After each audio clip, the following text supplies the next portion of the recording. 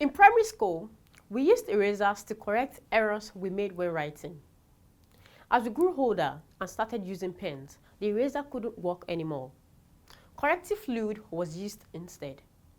Erasers can change the meaning of a sentence. They can make calculations wrong too. In business, errors can be corrected in different ways, like you correct with an eraser or a corrective pen depending on how the errors were made. Correction of errors requires journal entries, which will be posted to the ledger account. If the error does not affect the agreement of the trial balance, we do not use the suspense account.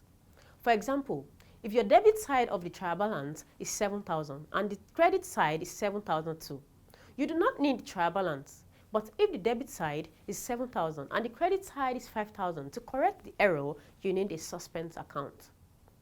When you want to correct an error, you need to know some things. You have to know how the transaction is supposed to be recorded. For example, if you receive money, it is a debit entry. Then you have to know how the transaction has been recorded.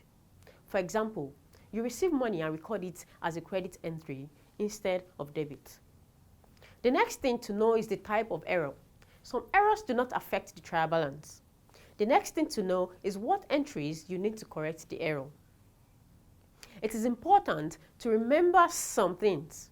The first thing to remember is that any item on the wrong side must be corrected by an adjustment that is twice the amount of the first error.